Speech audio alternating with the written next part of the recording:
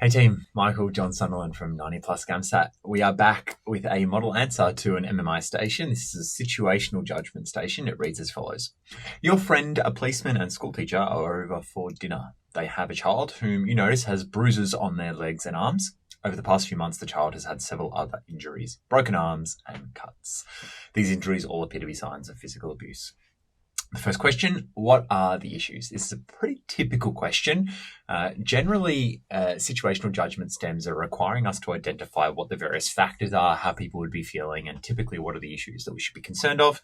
Why? Because medical schools know they can teach us clinical reasoning, but they want us to be able, they can't teach us perception. They want us to be able to basically have satellites that are very sensitive to all the various dimensions of certain social and professional and ethical situations, so that they can train us how to respond, but they know that we kind of get a sense for it ourselves.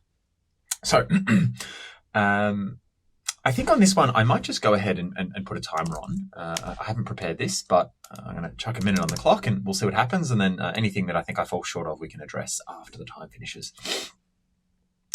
All right. All right. Cool.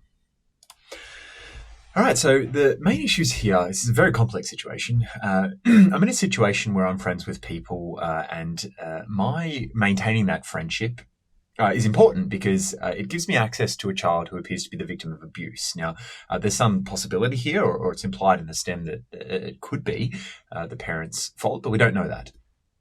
If it is, then that means that this child is possibly feeling quite isolated. The fact that his dad is a policeman means that perhaps the child feels that they can't go anywhere or don't know where to go. The fact that the mum's a school teacher might mean that reporting her could have an implication on the job. So the child might be fearful of whether they'll be listened to, or if they are, will they be separated from the parents, and where's that going to go next time? So from my end, I think that this necessitates me further inquiring into the situation in such a way as not to abrade my friends and break that relationship.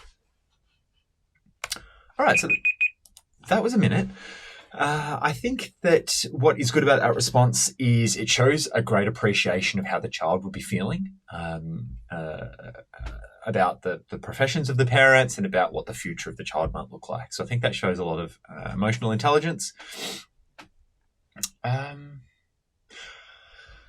I can't think of any other issues. I mean, most students, when I do my tutorials, I often give this question. Pretty much every single student will say something like, the main issues in this situation, and then we're already up to 50 seconds to go, are the fact that we've got an injured child, and obviously, it's been going on for a period of time. And they tend to waste the first 25 seconds just saying their child injured, which is the most obvious thing from the stem. I'd probably avoid doing that. One thing I've just remembered now that I didn't cover is that this isn't an isolated incident. This has been going on for quite some time. So if there was something that was going to resolve itself about it, it doesn't appear to be working.